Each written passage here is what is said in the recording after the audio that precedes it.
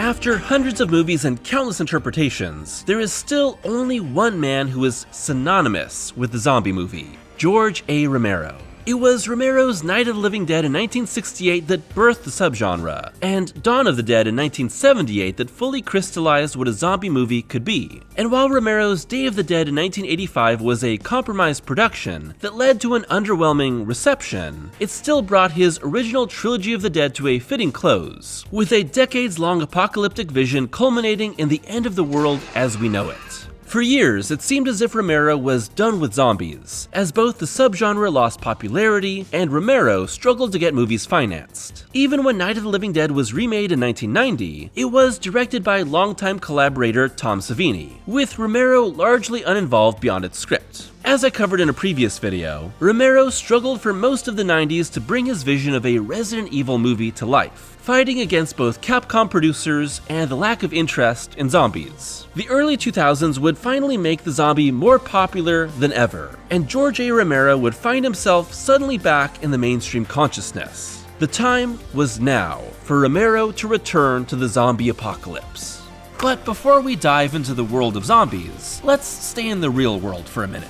And the demands of the real world need a dependable wallet to hold your cash, your cards, and everything you need while on the go. That's why I partnered with Exter, who specialize in creating sleek, easy-to-use wallets like mine, the Parliament. Exter wallets are half the size of conventional wallets, but carry more than 12 cards and cash, all accessible at the click of a button. Want something even sleeker? The Exter aluminum card holder blocks RFID for extra security. When combined with Exter's solar-powered tracking device, I'll always know where my cards and money are. Zombie outbreak? Don't worry, I've got everything I need with me. And so can you. I've partnered with Exter to give you an exclusive discount. Enjoy up to 25% off using my code MD, or by clicking the link in the description and pinned comment below. And as for the zombie outbreak, with a newfound level of interest, Romero would return to the horror he helped create with 3 movies made in the span of only 4 years, quickly outpacing his first Dead trilogy with a new modern Dead trilogy composed of Land of the Dead, Diary of the Dead, and Survival of the Dead. But how do these new films compare to the original stories that made Romero a titan of horror history? Well, it was a bit rough to say the least. Let's learn more as we dig up George A. Romero's other Trilogy of the Dead.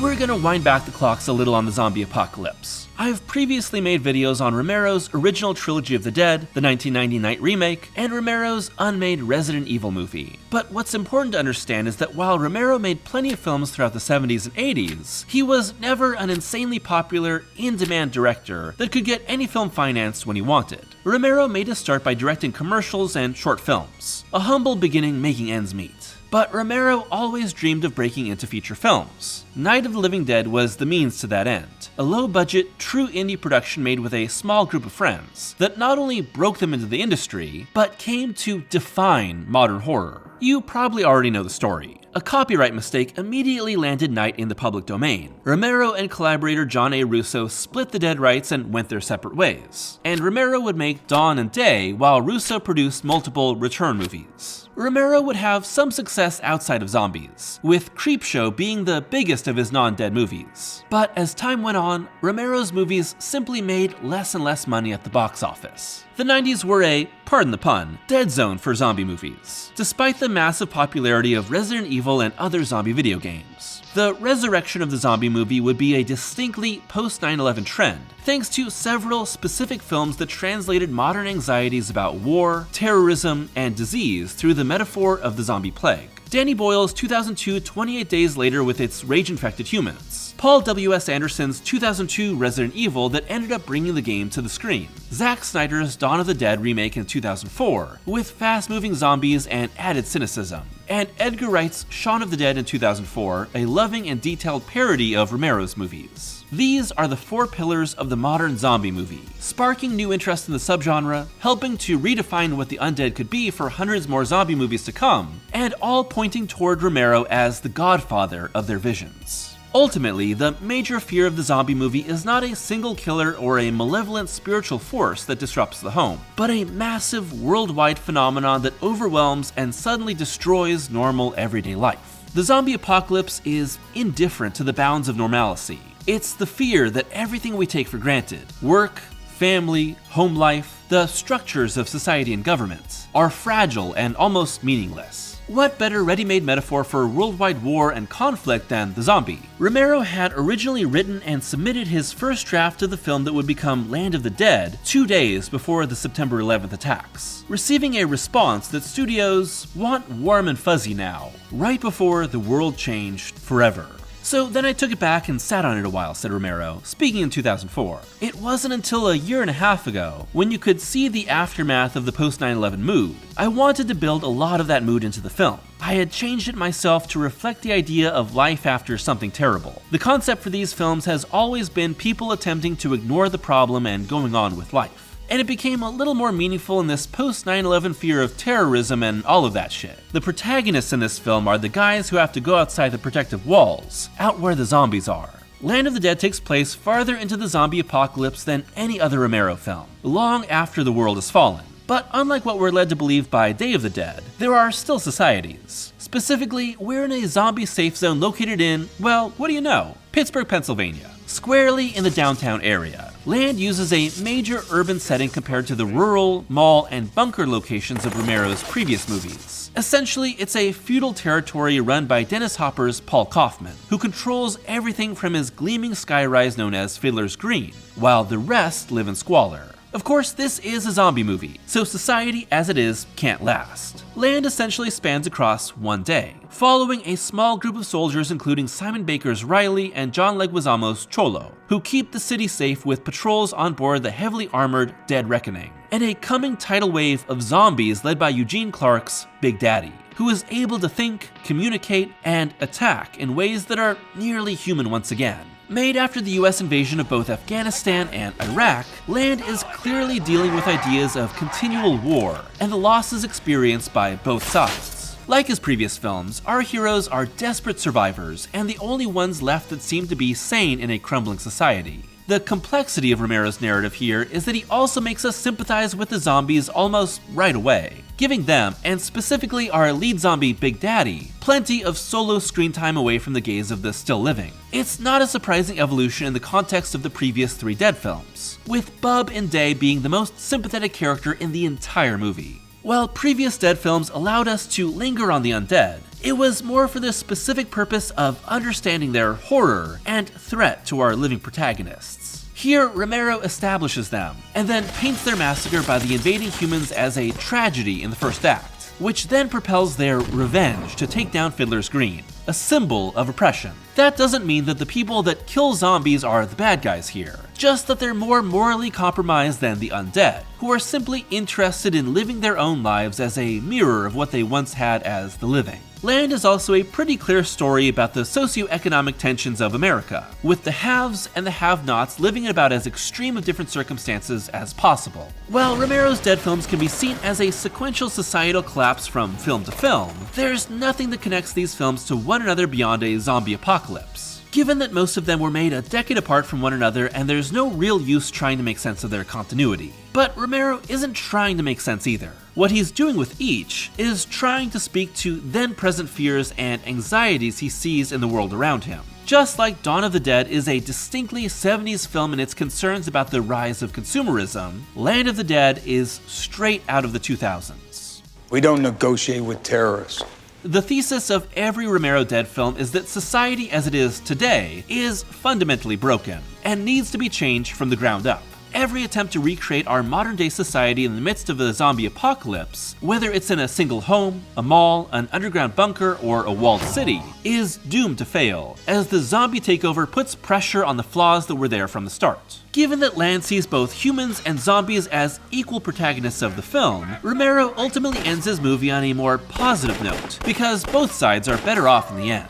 The haves have been eaten. The zombies are off to make their own society, and the have-nots are on their way to make something better. The big flaw in Land is that the film is really trying to have it both ways, because our ultimate protagonists are still humans, while we have a pretty sizable B-plot around Big Daddy and the zombie rebellion. So while Romero puts a good amount of effort into making us sympathize with Big Daddy and see how the death of any zombie pains him, the other half of Romero's movie is painting the undead as terrifying threats to our heroes, and giving us all sorts of squishy zombie deaths to cheer. I think the exaggerated nature of not just the zombie, but the entire reality of this film makes it a little easier to swallow this double-sided approach, but it still ultimately weakens the viewpoint of the film. If you're not looking for the central metaphor, Land of the Dead plays a little better as a bigger scoped, action-heavy, post-apocalyptic survival story. The $19 million budget allows Romero to finally afford the big sets, extras, and effects he couldn't use before, and that alone makes it fun to watch. With the combination of zombies being back in the zeitgeist, and Romero having cachet he'd lacked for years, Land of the Dead would go on to make $46.8 million at the box office, his most successful movie in decades. But even with a strong performance, Romero would return to micro budgets for another zombie story. 2007's Diary of the Dead follows a small group of filmmakers documenting the beginning of the zombie outbreak, essentially acting as a reboot of Romero's ongoing Dead films, since this would, not make any sense within the context of the original Night of the Living Dead. Specifically, what we're watching is a full-fledged edited documentary titled The Death of Death. Pretty bad title. Have they considered something else? Maybe Night of the Living Dead. Credited to the character Jason Creed, who is obviously dead by this point, and edited by Deborah Moynihan. Diary is filled with voiceover by Michelle Morgan as Deborah, who we learn is editing this footage and presenting it as a documentary to us, the viewer, as evidence of how humanity collapses during the zombie outbreak. And from the start, Deborah provides details about what cameras were used and how they found footage from the net. Ooh, the net. Deborah even goes so far as to explain that she's added music to scare us, because we should be scared from what we're seeing. Okay, Deborah. The main journey is Deborah, Jason, and their small group of filmmakers' efforts to survive the outbreak, driving from town to town and encountering many different groups of people in an episodic structure that Romero is using to illustrate the different ways people suck. And we know that this is all commentary on the nature of humanity because Deborah keeps telling us that. You're no Errol Morris, Deborah. And like a lot of found footage movies, Diary uses its POV characters' obsession with filming everything as an excuse for why this is all being captured on tape. The term new media isn't really used anymore, but in the 2000s, it was a catch-all for digitally produced and distributed media, blogs, videos, podcasts, etc. And so while Romero's commentary, like most mainstream understanding of these new forms of communication at the time, is rudimentary, it's absolutely a time capsule of where things were then, and the new wave of mass communication and exposé. There's even a little fun commentary about how dead things aren't supposed to move fast. Obviously, Romero wasn't interested in this new take on the running dead. The main narrative is also spiced up with a few other documents of the dead, and while moments like the birthday party clown footage is super cheesy, it's got more life to it than the rest of this movie. I wish there were more of these intercut because, unfortunately, Diary of the Dead, while only lasting an hour 35, feels like 3. Honestly, this thing is a real sleepy time honk shoe experience. Kinda makes me wanna go memes. It doesn't help that there are so many ad breaks in this movie. After every chapter of the story, Diary fades to black, recaps, uses voiceover, shows previous footage, and uses a lot of slow-mo. If this was a real documentary, it would be weak. As a found footage movie where none of this is actually real, it's a baffling decision. Also, a lot of these performances are bad. Don't mess with Texas.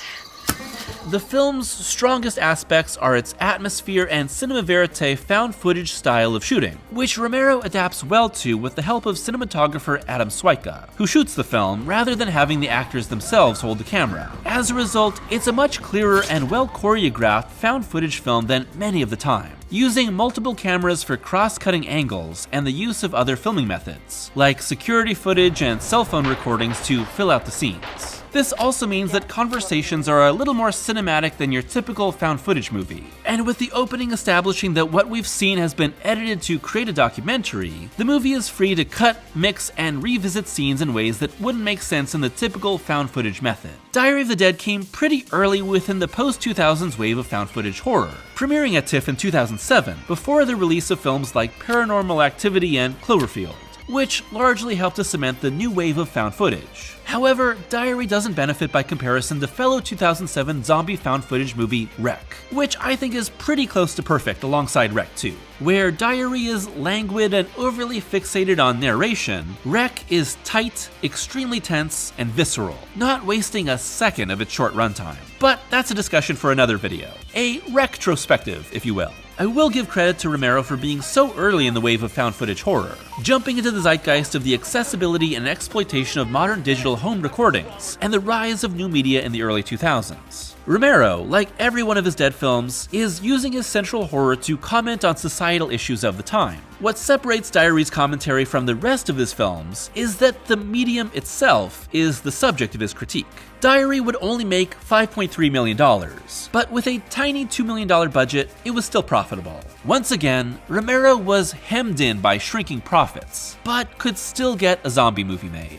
I had a sequel. I was ready to shoot, said Romero. In 2007, Diary of the Dead all of a sudden made money. I was blindsided by that. One of the producers said, "Let's make another one quick." I didn't know what else I could talk about. Diary of the Dead talked about how social media is haunting us today. I didn't have anything else to talk about, so I decided to go back to the original premise of misunderstanding and people not being able to see each other's point of view. I said I'll do this one as a Western and the next one as a noir. So I did the Western, nobody liked it, and the other one fell away. Then, all of a sudden, here came The Walking Dead. So you couldn't do a zombie film that had any sort of substance. It had to be a zombie film with just zombies wreaking havoc. That's not what I'm about. 2009's Survival of the Dead is part Western, part military shootout, as we focus on Plum Island, where two feuding families, the O'Flynns and the Muldoons, fight over what to do with the undead, one wanting to kill them all, one wanting to protect them until a cure is found. Survival of the Dead is also the only one of Romero's films to directly link to another, as we're focused on National Guard Sergeant Nicotine Crockett, played by Alan Van Sprang, who briefly appears in Diary to rob our protagonists. And while we're no longer in found footage, Survival still features heavy amounts of voiceover, here provided by Crockett, and I think that's a weakness of these last two Dead movies. Romero's original trilogy never skimped on the socio-political commentary. Their underlying themes of social inequality, racism, prejudice, government corruption, and the failings of the world were what propelled Romero's vision. But the creator let the details of the plot and the arcs of its characters portray the themes of each film.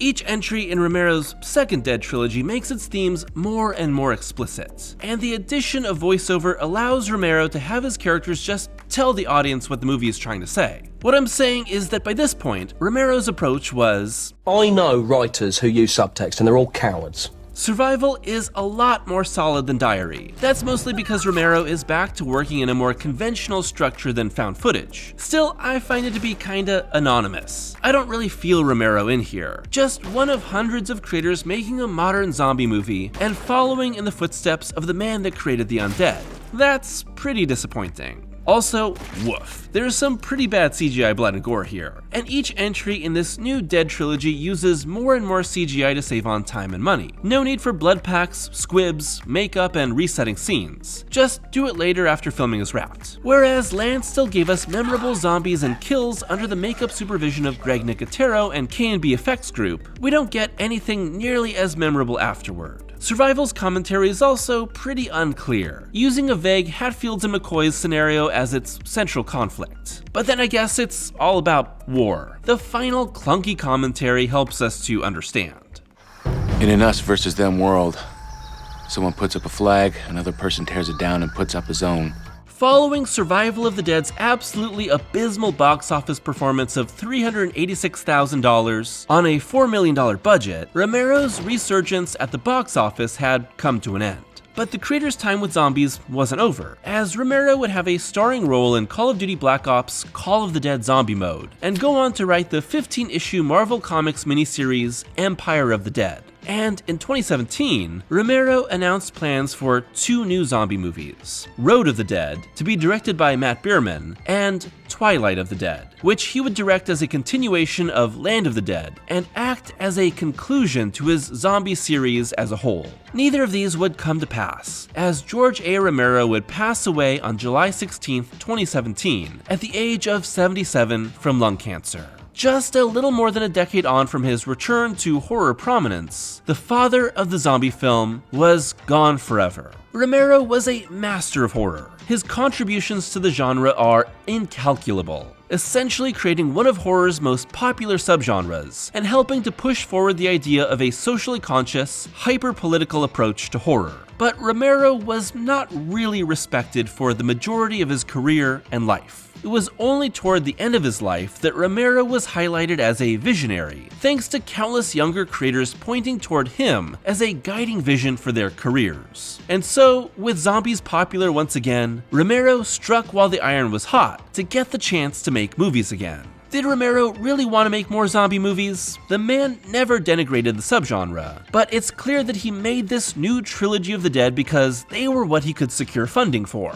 The result was 3 films that never really stood the chance of living up to the legacy of his original trilogy. And I think that was clear from the time Land premiered. The most successful of the 3, but still something that felt like a far cry from any of his original films. I think it's a combination of Romero not quite having the spark and skill that he once had. That's okay. Most directors lose their edge later in life. And the fact that Night, Dawn, and Day had made such a massive impact on Arrival and had decades to secure their place in horror history before Romero had returned to the dead. If Romero would have had his way, he probably wouldn't have been so deeply entrenched in the zombie apocalypse. I'd love to be able to go in and pitch another kind of film and be taken seriously, but I'm generally not taken seriously, said Romero. So that's a bit frustrating because you don't grow up wanting to be a horror filmmaker. You grow up wanting to be a filmmaker. I wish that I had a wider range. I tried early on to do several films that were non-genre, and 9 people saw them. So I don't have the credentials in that regard. On the other side of that coin, and far outweighing it, is the fact that I've been able to use the genre of fantasy horror and express my opinion. Talk a little bit about society,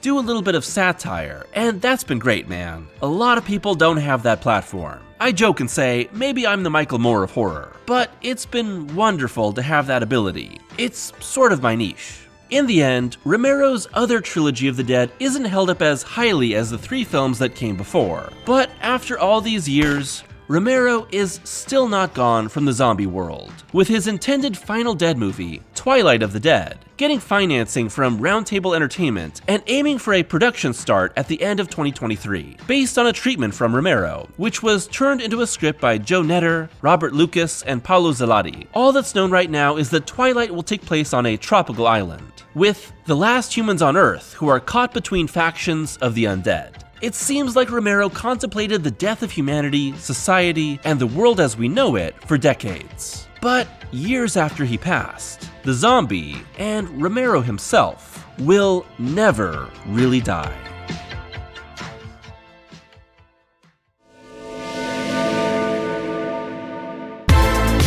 Thanks for watching today's video, and happy Halloween! This is the 4th video in my Halloween series for 2023, and we are returning to the Land of the Dead. As I mentioned in the video, I've previously done several different videos on Romero and zombies overall, including videos on the original Trilogy of the Dead, the 1990 Night of the Living Dead remake, Romero's unmade Resident Evil movie, and a video about what makes a great zombie movie overall. So if you enjoyed this video, go check out any of those videos as well. This is the final piece in my tapestry of videos about Romero, or at least Romero's zombie movies, because at some point I'd also like to do videos on Creepshow and Martin. To me, George Romero is a fascinating figure of horror, someone whose creations were super influential, but who often struggled to get recognition and even get movies made. And the man had a lot of ups and downs in his career. And to me, that is just so fascinating. As I mentioned in the video, he will always be known as the creator of the zombie movie, and it is those zombie movies that ended up defining his entire life. But it's clear that he wanted to do other things as well, but he never really had the cachet to do it.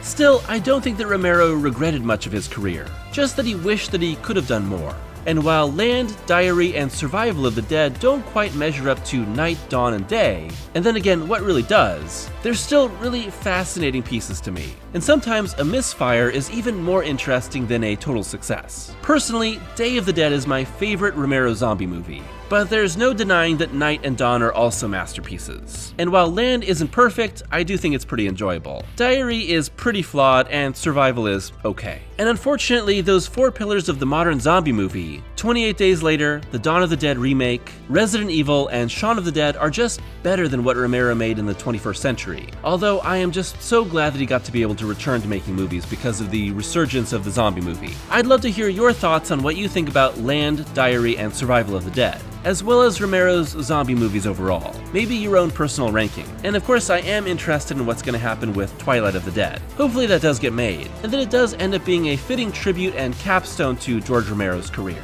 As always, a huge thank you to my patrons for their continued support. If you'd like to be a patron, it's only $1 a month for early access to every video, including exclusive reviews, with lots of Halloween reviews going up on Patreon this month that will never be on YouTube, including reviews of Carrie, Candyman, and From Dusk Till Dawn, which were all voted on by my patrons. And I'd also like to give a huge thank you to Extra for sponsoring this video. And if you'd like to get up to 25% off your own Extra wallet, click the link in the description of this video or the pinned comment below, and use my special code MD. So with Halloween almost upon us, we have one more video to go. And until I see you then, I hope that you're taking care of yourselves and taking a little time to enjoy the genius of George Romero. Happy Halloween!